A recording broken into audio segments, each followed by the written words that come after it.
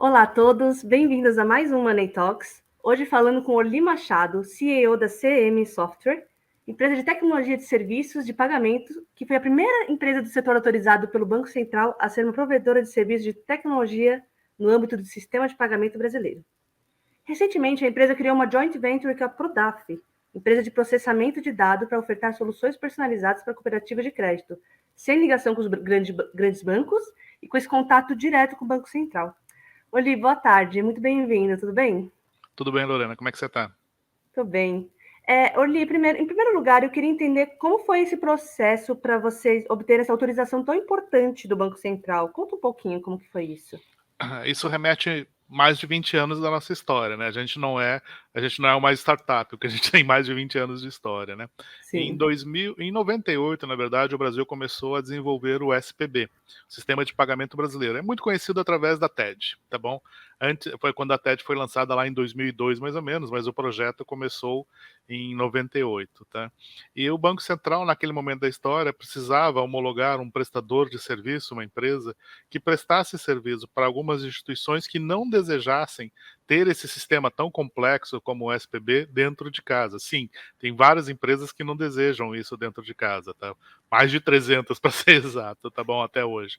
E aí a CIM, junto com mais uma série de outras empresas, concorreu a essa homologação naquele momento. Foram mais de 18 empresas, a CIM foi a vencedora e durante mais de 12 anos foi a única empresa a prestar esse serviço, é a líder disparado nesse processo. E esse mesmo processo de certificação foi renovado recentemente, com a inclusão, inclusive, do Pix também. Então, a gente hoje também processa o Pix para várias instituições, mais de 300 instituições no Brasil, exatamente porque elas não gostam de ter isso por diversas razões dentro de casa, por questões de custo, segurança, investimento, tecnologia, atualizações de regulatório, coisas dessa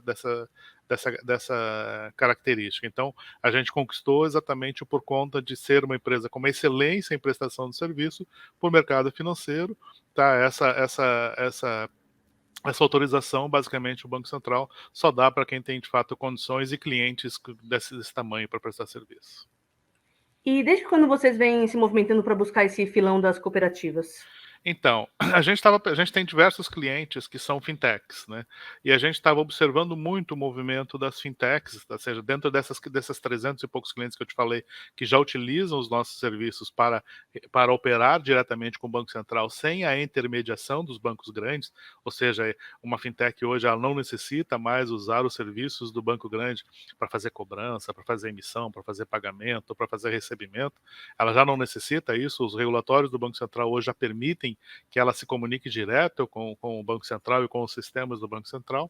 A gente olhou para o lado e descobrimos o quê? Pô, as cooperativas ainda estão, elas ficaram meio que assim, abandonadas desse passo que as fintechs deram no mundo. E no Brasil nós temos um número muito grande de cooperativas, aí são um número absolutamente enormes, que já, inclusive, são maiores que a maioria das fintechs, inclusive, ou seja, a soma de todas as cooperativas tem recursos financeiros próprios, sem necessidade de repasse para fundos, maior que a maioria das fintechs, e elas ainda estão atreladas ao velho modelo de prestarem seus serviços ou reunindo-se em grupos de cooperativa, que a gente chama de central, ou reunindo-se embaixo de um banco comercial grande, para que preste esse serviço para ela de capilaridade, cobrança, recebimento. Aí a gente olhou para o lado assim, pô, nós também temos aí um outro filão de mercado, tá, que também precisa de dar esse passo, de dar esse salto, de dar essa atualização, que foi dada e conquistada pelas fintechs, com uma vantagem muito grande. Elas não dependem tanto de recurso vindo de investidores ou de fundos de investimentos, porque elas, através do seu modelo de negócio, que é de associado, elas já têm recurso próximo para dar esse passo. Então, seria muito óbvio elas terem dado esse passo, inclusive antes das próprias fintechs, né? Ou seja, mas elas ficaram de lado, elas ficaram meio alejadas ao processo inteiro, tá? E agora a gente resolveu resgatá-las. Muito embora a gente tenha vários clientes que são cooperativas, mas elas formalmente elas não estão atualizadas tecnicamente para dar esse passo para frente, né? Então a gente resolveu, opa, vamos neste caminho aí de fazer atuação nesse mercado também e dar esse update nelas também. Sim, e assim, no serviço de vocês pretendem trazer mais algum tipo Tem mais alguma inovação ou é mais ou menos o mesmo serviço dos bancos tradicionais, só que num esquema mais direto, mais fácil? Me explica um pouquinho. Bom, na prática, a gente está falando por que uma cooperativa ela se prende a um banco grande? A cooperativa é Uhum, uma fintech. Então, olhe sim. para ela como uma empresa pequena, com 5, 10, 20, 100 funcionários, tá bom? E aí ela tem um volume de empréstimo absurdo, ela empresta 3, 4, 5, 10 milhões ao dia, um volume muito grande, muito maior que a maioria das fintechs no Brasil, quase todas elas têm esse volume diário de empréstimo, tá bom? Mas elas não têm capilaridade de delivery e de recebimento. O que é isso? Quando você faz um empréstimo numa cooperativa, você precisa ser cliente de um banco grande, tá, para receber o dinheiro que você pegou emprestado na conta daquele banco. Tá? Quando você recebe os boletos de pagamento, como você é pequeno o suficiente, você paga nesse boleto que foi emitido por um banco grande, que cai na conta desse banco grande, que só depois vem na conta da cooperativa.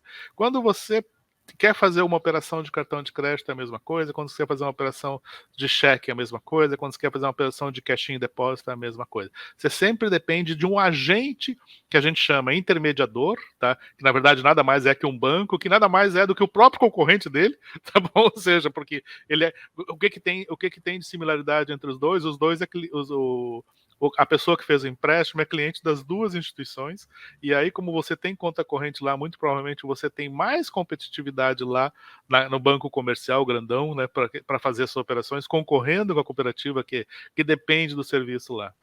O Banco Central cortou essa figura do meio, ele criou a figura do prestador de serviço que somos nós. Olha, bate um papo com o prestador de serviço que ele não é agente financeiro e ele pode te dar condições de você emitir o seu próprio boleto sem precisar passar pelo banco grande, emitir um Pix direto sem precisar passar pelo banco grande, emitir e recolher cheque se você ainda desejar para isso sem passar pelo banco grande, porque ele é um prestador de serviço homologado para o sistema financeiro. Ou seja, ele corta a figura do teu concorrente no processo. Então, e foi isso que permitiu todas as fintechs também crescerem. As fintechs usam muito o nosso serviço exatamente por quê? Porque nós cortamos a figura do meio, entendeu? Ou seja, você não precisa pedir para um banco grande emitir o teu boleto. Bate lá na CM e a gente emite o boleto para você, no teu nome, no teu código. No momento que o cliente pagou o teu boleto, no dia seguinte ele está lá na tua conta. Então, a gente é uma estrutura pensada pelo Banco Central do Brasil para prestar serviço, para aumentar a concorrência no setor, para prestar serviço para os bancos de pequeno e médio porte, fintechs, cooperativas, enfim, toda essa gama de empresas financeiras que hoje tem no Brasil, sem que ela tenha que contratar o seu próprio concorrente para prestar serviço para ele. Foi assim que a coisa começou, então, a aparecer. Então, na verdade, a gente presta todos os serviços que um grande banco presta para uma instituição financeira de pequeno e menor porte, fazendo com que ela não dependa do seu concorrente para alavancar a sua operação. Isso é uma empresa como CIM. Interessante. Então, assim, tem os mesmos suportes aí com a agilidade financeira e a segurança também, né? Assim, não. É tudo regulado pelo Banco Central do Brasil, com cartas circulares. A gente é uma empresa altamente regulada pelo Banco Central. A gente costuma dizer que somos mais regulados que muitos bancos, porque um Uhum. banco ele só tem regulamento para a sua operação. A gente tem regulamento para mais de 320 operações embaixo da gente. Então, a gente é muito mais vigiado que uma instituição financeira, mesmo ela sendo muito grande. Bacana. E essa ideia, vocês já pensavam assim de forma independente esse serviço ou já tinha a ideia como o joint venture com a Prodaf? Vocês já pensavam nesse conjunto?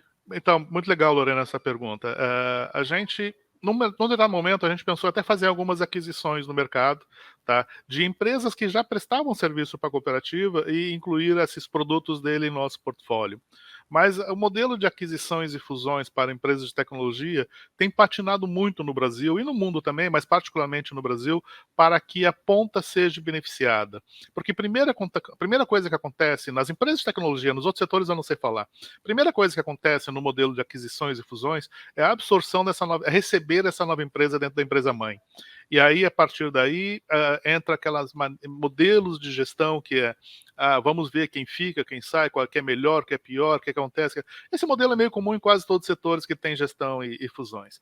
A gente tentou fazer isso em 2, 3 empresas, olhamos 2, 3 empresas e descobrimos que existia uma particularidade muito grande nas áreas de tecnologia para atender as cooperativas. As cooperativas são, assim, um ecossistema dentro de um ecossistema.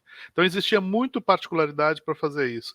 E nós, ao comprarmos uma empresa, absorvermos uma empresa para trazer na nossa operação, talvez o benefício que nós desejássemos elevar para o setor ou para o nosso cliente, tá, fosse postergado em função de uma customização das duas empresas e customização dos dois produtos. Nós olhamos 3 empresas para fazer a aquisição, tá? E aí chegamos a essa conclusão que não seria a melhor performance para a gente fazer essa aquisição. Foi daí que a gente resolveu fazermos uma joint venture, que é as duas empresas operam independente, se unem contratualmente para prestar um serviço sobre as regras elaboradas nessa joint venture, ou seja, a joint venture é uma figura existente no regulatório nacional de composição de empresas. Existem responsabilidades e obrigações, elas estão lá pactuadas em nosso contrato, tá? E a gente resolveu manter exatamente esse modelo que aí elegemos a Prodaf para propor o acordo, porque a Prodaf é a líder no setor, ou seja, ela tem mais de 150 cooperativas, se não me engano, já utilizando parte dos seus produtos, né? A gente resolveu propor esse negócio à Prodaf. Namoramos 1 ano na elaboração desse documento de responsabilidades e atribuições, até chegar no modelo definitivo, tá, de quem faz o quê, quem fica com o quê, para que a gente não precisasse ter que entender tanto do dia a dia da cooperativa quanto a Prodaf entende, e a Prodaf não ter que entender tanto de Banco Central e de eliminação de intermediários quanto a gente entende. Cada um no seu negócio, cada um no seu negócio. Então a joint venture foi a figura jurídica e de parceria. O nome parceria eu não curto muito, mas a figura de jurídica, de responsabilidade, tá? Porque é absolutamente formal, que mais coube para a gente nesse processo. Então a gente ficou muito feliz que a gente conseguiu fechar dentro desse modelo. Então, com isso, o que a gente ganhou? Aceleração de abordagem de mercado, aquela fase que eu te expliquei antes, Lorena, que a gente tinha que entender a Prodaf, observar a Prodaf entender a CIM, ou seja, aquela fase de dança do acasalamento das empresas, a gente acabou cortando, né? Ou seja, a gente segue a vida do jeito que é, criamos uma série de produtos novos, tá, para atender o setor, trazendo eles para o mundo que a gente está apelidando de CoopTechs, que é as fintechs das cooperativas, né? Que daí são as operações que já estão fazendo. Então, a gente achou que primeiro, para a CIM e para a Prodaf, era um shortcut muito grande, era um atalho muito grande a gente operar dessa maneira. E para o cliente, que é a razão dessa operação, que são as cooperativas, eles obrigatoriamente estariam bem mais beneficiados e mais imediatamente beneficiados se nós fizéssemos isso. Legal. E com essa junção, fortalecendo, vocês acham que tem possibilidade de expansão para outros negócios, outros nichos? Assim, a gente até está brincando já com algumas fintechs que gostaram do modelo, que estão entrando, e a gente até acho que já tem até mais fintechs do que cooperativa operando tentando já no nosso pipeline de negociação, porque ao ler alguns documentos, alguns papers, alguns prints, seja em rede social, seja na imprensa formal, eles acabaram se interessando também e resolveram, a gente não é cooperativa, mas a gente gostou do jeito que vocês estão tratando a coisa, bota a gente no meio também. Então o sistema é absolutamente adequável, tanto a cooperativa quanto a fintech, então não tem muita diferença, tá? A gente fala mais cooperativa porque é um nicho muito grande, né? Estamos falando aí que nosso objetivo é atingir 400 cooperativas em 5 anos aí, basicamente. Inclusive, isso ia ser minha última pergunta. Opa, desculpa. Não, tranquilo. Vocês pretendem triplicar as carteiras de clientes de cooperativa de crédito em 5 anos, né? Como que vai se dar essa conquista? É bem complicado, né? Como que vai se dar isso? Na verdade, assim, evidentemente é complicado. Evidentemente é complicado, tá? É um setor que não estava acostumado muito com a figura desses atores no campo deles, né? Então a gente é um novo ator, tá? No cenário deles, no cenário comercial deles. Então a gente temos que nos apresentar, nos gerar confiança, gerar valor, tá? E sobretudo fazer as entregas. Isso indistintamente é assim que funciona. A indústria financeira brasileira, ela é muito baseada em confiança e entrega. Então a gente tem certeza que a gente tem que conquistar isso nessa sequência. Mas, por outro lado, também, a gente tem que ter uma venda um pouquinho mais facilitada. Os bancos comerciais, Lorena, cobram muito dessas instituições, dessas cooperativas, para prestarem esse serviço, além de ficarem com o dinheiro dessas cooperativas em conta corrente, remunerando a si próprio. Então, ou seja, a gente também tem uma grande redução de custo e oportunidades de redução de custo com geração de receita, tá, para a cooperativa quando ela migra para esse setor. Então a gente mais ou menos imagina que tem aí uma ligação muito forte entre o nosso interesse e o interesse deles. Aliás, o melhor exemplo para isso é a própria fintech, Lorena, porque a fintech só existe porque existe uma oportunidade de aumento de ganho e redução de custo para algum cliente que ela vai prestar trabalho. Cooperativa é a mesma coisa. A fintech hoje não está presa ao banco, a cooperativa também não tem que estar presa a banco nem a central nenhuma. Ela literalmente tem uma oportunidade muito grande de ganho sozinho, tá? Reduzindo esse custo. A metáfora que mais facilita essa compreensão é a metáfora do intermediário. Sempre que você liga o produtor ao consumidor, tá? Tirando o intermediário do meio, você tirou um custo, você tem aumento de receita e oportunidade de ganho. Seja isso num produto industrial, seja isso num produto agrícola, seja isso no mercado financeiro. O que nós estamos fazendo nesse momento é tirando os intermediários da jogada. E essa oportunidade de ganho, já que o mercado está acostumado a precificar daquele jeito, pode ir para o colo da cooperativa e ela pode fazer melhores resultados tendo essa compreensão. Legal, muito obrigada. Orly, muito obrigada pela entrevista, pelo papo. Obrigado muito interessante esse mundo, esse sistema de independência mesmo das cooperativas, né? Porque elas sempre tiveram atreladas aos bancos tradicionais e vocês estão dando essa capacidade de dependência. Achei muito bacana. Muito obrigada pela conversa e espero te ter mais vezes aqui. Lorena, muito obrigado a você pela oportunidade de bater um papo com você, para explicar um pouquinho mais sobre o que a gente está brincando, tá? E fique à vontade para nos chamar. Super abraço. Sim. Abraço, tchau.